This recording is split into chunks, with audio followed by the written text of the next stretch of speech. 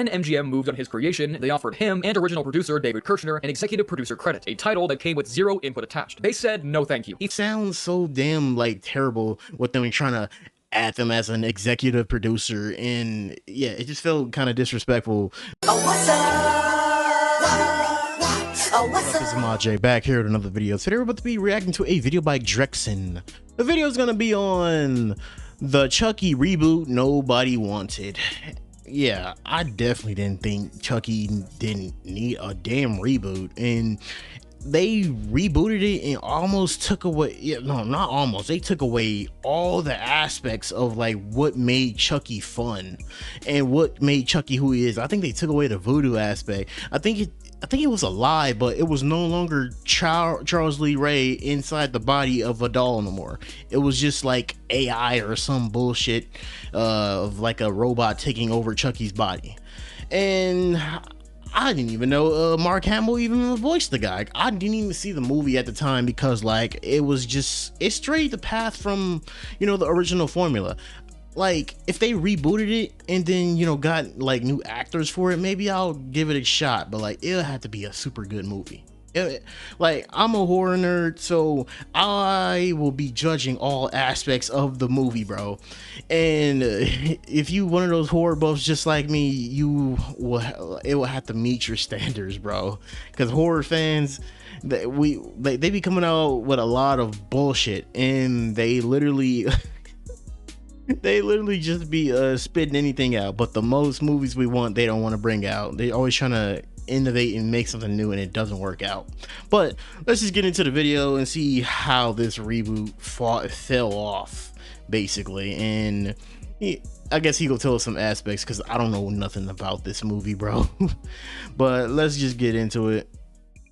Mark Hamill played Chucky, you forgot, and so did almost everyone. What? In 2019, a major studio put a Child's Play remake into over 3,000 theaters with the voice of the Joker as the killer doll, Aubrey Plaza as the mom, and Brian Tyree Henry, fresh off Atlanta, as the cop across the hall. Real money behind it. A marketing campaign. Wow, that hey, yo, that seems like a good money printer, but the story behind it is just ass. Because like I watched Atlanta was a great show, bro, and that has to be like a good one, but it was ass. People still bring up, and 7 years later, most horror fans need a second to place it. It turned a profit, critics were mostly fine with it, and it still evaporated faster than remakes that cost their studios a reported $95 million. That campaign, though, somebody at Orion checked the release calendar, saw Pixar had Toy Story 4 landing on the exact same Friday, and instead of moving, pointed a killer toy movie right at the biggest thing ever made about toys that walk and talk. Head on, same weekend, same purpose. They ran a poster campaign of Chucky working through the Toy Story cast. Cheap, funny, and it brought them maybe 2 weeks of goodwill. Revenge is not an idea we promote on my planet. But we're not on my planet, are we?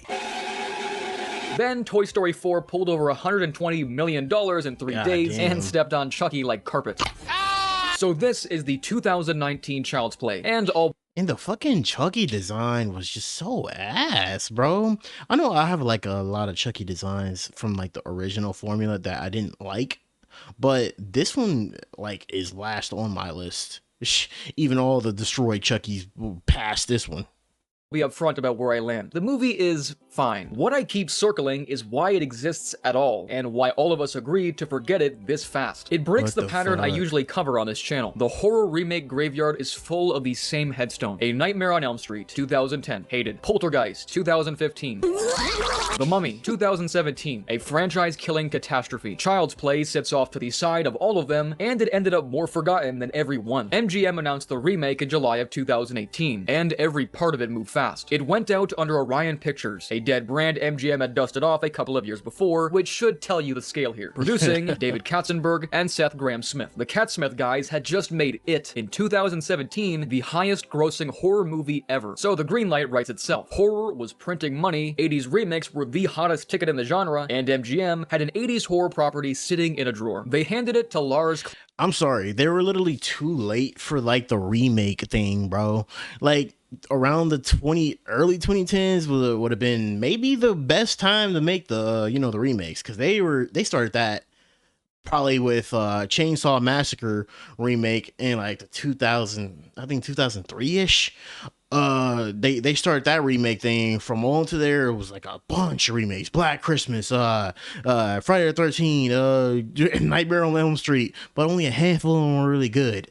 Like like, bro, there was just so many that were just made, but like to make that on like the ending of the decade, when it was just it just didn't feel good to me. I mean, it made some good sales, but like, at least to me, that shit, I forgot all about this movie.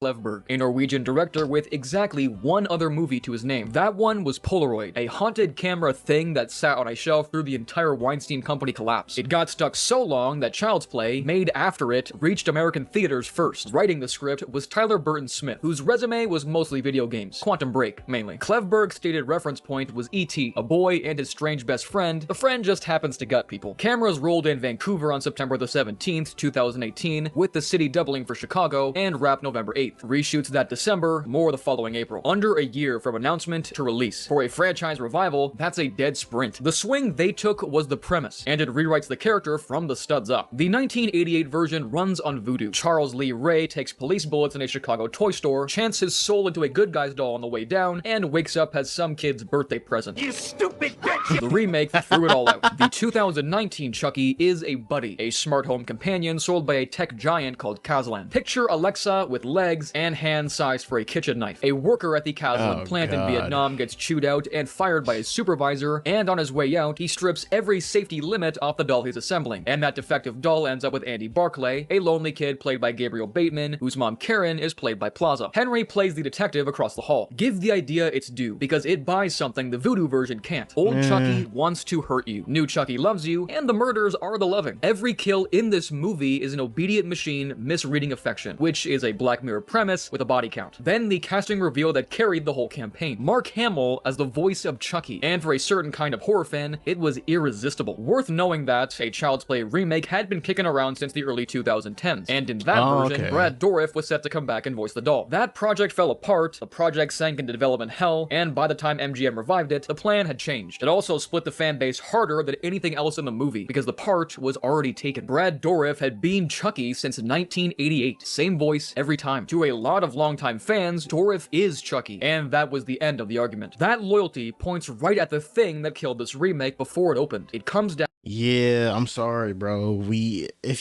don't know, if you make an iconic movie, I mean, at least make somebody like sound like Brad Dourif, but like, you not having Brad Dourif like in this, like, he's Chucky. I'm sorry, it's just no argument there. He's automatically Chucky. Every time you think of Chucky, Brad Dourif pops up with his voice, bro. His voice is just literally looked upon in like thousands of videos and movies that's like already like you know, made already, like throughout the Child's Play series. We know him for him. But when you come, and Mark Hamill's only good with the Joker. I feel like he's a great voice actor, bro. But like, it just doesn't sound good on on this entity, basically. Down to who owned what. MGM owned the original 1988 film, only that. Universal owned every sequel. So MGM's rights covered one movie and stopped there. Tiffany, the lore, the whole tone Don Mancini spent 3 decades building, all of it sat behind Universal's door. And Mancini, the man who created Chucky, wrote every film in the series, and directed the last 3, was still over at Universal making new ones. His last 2, Curse of Chucky and Cult of Chucky, went straight to video and were quietly excellent. When MGM moved on his creation, they offered him and original producer David Kirshner an executive producer credit, a title that came with 0 input attached. They said no thank you. He felt patronized. They wanted his approval, and I'm not gonna cap, that was disrespectful, bro. I mean, I get the part they can't really do nothing with the entity because they only own one movie besides, like I said, the first one, and they could only make one movie. So this shit was about to be like kind of like soulless on revival. The sales were great, I guess, but that's pretty much it. It was just a soulless product, though. I mean, the premise of the movie sounds great, but like, you just can't compare it to the the original, though. This sounds so damn like terrible with them trying to add them as an executive producer, and yeah, it just felt kind of disrespectful. Like, look what we're doing. we're gonna put you, we're gonna slap your name. They only want to slap their name of it on it because they want to act like, oh yeah, Don Mancini's a part of this. They want it to be like the true horror fans saying like, oh, so Don Mancini approves of this, we're gonna watch it. I feel like that's what they try to come with the vibe like that. Strenuously denied them. And while this remake was shooting in Vancouver, he was already deep into developing a Chucky television series that would continue his own continuity. The franchise was wide awake when MGM announced this. Mancini was on a creative hot streak with a TV show already in motion. 2 competing Chuckies from 2 different studios in the same window, and one of them was the original. 7 films deep by 2019, and the series had outlasted most of its 80s competition without ever needing a reboot. Every other horror remake of this era had a corpse to dig up. Elm Street had been sitting still for years. Friday the 13th was frozen in a rights fight. Child's Play was the one series still shipping movies, and MGM remade it anyway. That pisses me off so much about Friday the 13th. They could have been making some pretty good movies, or you never know, probably another reboot or something. Just anything related to like Friday the 13th. I guess, I mean, well, the Crystal Lake series is coming out. I hear rumors of them delaying it, but even then, I literally kind of just like mad about that whole fight. That whole fight canceled the Jason game too. It was redundant on the day it was announced. The release schedule finished the job. June 21st, 2019. Straight into Toy Story 4, which flattened anything near it. Annabelle Comes Home arrived 5 days after that, putting 2 killer doll movies in theaters in the same week. Chucky opened to over $14 million. Respectable against the budget, then bled out. Exit polling gave it a C+ cinema score, which ties Seed of Chucky for the worst grade the franchise has ever pulled. And Seed of Chucky is the one where the doll has a baby. People bought tickets for Chucky and walked out confused about what they'd watched. By the numbers, this reads as a modest success. Rotten Tomatoes has critics at 64% and audiences at 57%. Metacritic gave it a 48. IMDb users settled on 5.7. Letterboxd on 2.5. That whole spread adds up to one word: shrug. A movie can survive being hated. The Elm Street remake still gets argued about, loudly. And in October of 2021, Mancini's Chucky series premiered on Sci-Fi and USA, picked up right where Cult of Chucky left off. I'm mad about them canceling the Chucky show too, bro. I don't know what's up with these fools just like going into battle with rights and just canceling shows, bro. The show was really well received too. I guess they didn't want to put any more money into it. I really wish they finished the story at least.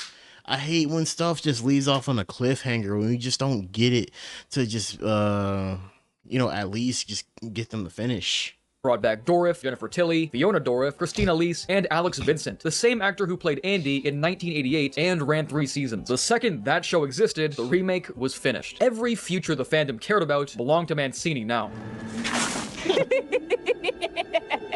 Plot, fast, and spoilers from this point, so jump ahead if you're going in clean. Karen is a widow working customer service at Zedmart. A shopper returns a Buddi as defective, Karen strong-arms her way into taking it home, and it becomes an early birthday present for Andy, a hearing-impaired kid with no friends, yet in a city his mother moved into after his father died. The doll names itself Chucky. Early on, it plays almost sweet in an off-putting way, because Chucky learns from Andy, and the movie gets real uneasy out of how literally this thing takes every cue it's handed. Andy and his friends howl at a chainsaw scene from the Texas Chainsaw Massacre 2, so Chucky picks up a kitchen knife and comes at them. It escalates from there. Andy's cat, named Mickey Rooney, scratches him, so the cat dies. Karen's boyfriend, Shane, secretly married with 2 kids, gets knocked off a ladder and scalped by a running tiller. Then Chucky kills Doreen, the detective's own mother, by taking over the Kaslan self-driving car she's riding in. It all builds to the Buddi 2 launch at Zedmart, where Chucky seizes every connected Kaslan product in the building, drones, dolls, the works, and turns a product reveal into a slaughter. Karen is the one who finally rips his head off. Andy and his friends smash and burn what's left. Kaslan announces a recall, and in the last shot, a stored doll's eyes glow red, which tells you Chucky jumped bodies. The sequel that setup was waiting on died right there. My honest take, and what works here is more than people remember. Hamill is legitimately great, and the smartest decision in the film is that he plays Chucky soft. His version is a needy, wounded child who kills out of devotion, closer to HAL 9000. Honestly, low-key, if the show didn't exist with that entity and the original show kind of like that off, the original concept kind of died off a little bit, I feel like this probably would have got a little second movie probably, but I still just don't feel it's right. But honestly, if if not Brado, but honestly, I feel like if Matt Hamill did a good job, like putting a different spin on the character, yeah, I guess he could get a good one. He said right there he put like a little soft tone on it. Like I said, I didn't see this movie. I only saw like previews and shit. And then to Dourif's cackling psychopath. Bear McCreary scored the thing with what he called a toy orchestra, actual toy pianos and hurdy-gurdies and automatones. And he and Tyler Bird Smith wrote an original jingle called the Buddy song for Hamill to perform in character. You are my buddy until the end. It sits under your skin longer than any of the kills. Plaza and Henry are both better than the material needs them to be. The gore is practical and nasty, the watermelon especially, and the satire mostly earns its keep. A horror movie about handing your kid a data harvesting surveillance device and calling it a friend. Released the same year everybody put an Alexa in the bedroom. The problem starts with the doll. It looks bad. That redesign gives him a pinched, waxy face that reads as generic evil toy. And because the animatronics keep cutting, I'm not gonna cap. This is like, it sounds like, I mean, the face like seems like something scary ChatGPT will just print up nowadays. To wobbly CGI, he's less convincing in 2019 than a hand puppet was in 1988. The AI logic falls apart the second the plot needs it to. A doll that picks up violence from a slasher tape is a great hook. The middle act slumps into kills and a timer plotting. And the film carries an identity problem it never solves. Because as a Chucky movie, it's an imposter. And as an original killer AI story, it's stuck with a brand name that only invites the comparison it loses. Which is the legacy, really. Peel the title off, and this is a solid little B horror movie about smart tech. The sort of thing that would have built a small cult as an original. Leave the title on, and it's a footnote. The answer to a trivia question about the weekend Chucky picked a fight with Woody, and Woody walked to $1 billion. It made money, kept everybody mildly satisfied, and left the culture exactly where it found it. Heads up, bitch. So I'll hand it over. Where does Hamill's Chucky actually land for you? Or does it just not count?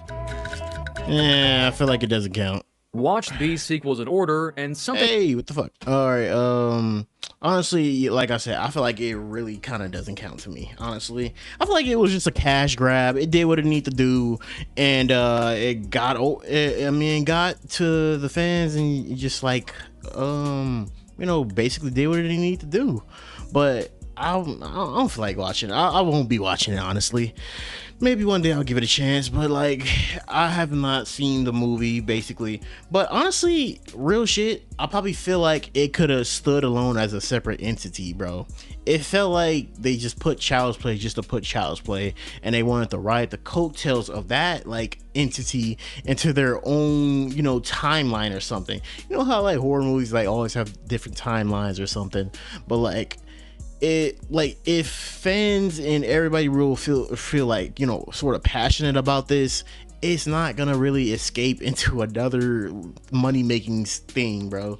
But like I said, they could have probably got away with it, you know, a part 2, probably, you know, little 3.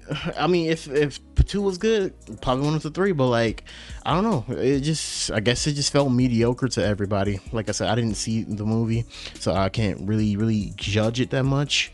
But like, let me know if you guys seen this movie, and let me know if you guys think it's an okay movie or a good movie, and let me know if you think I should probably check the movie out. But anyway, don't forget to leave a like and subscribe. We are on the road to 900. I'll catch you guys in the next video. He was the best guy around. What about the people he murdered? What murder?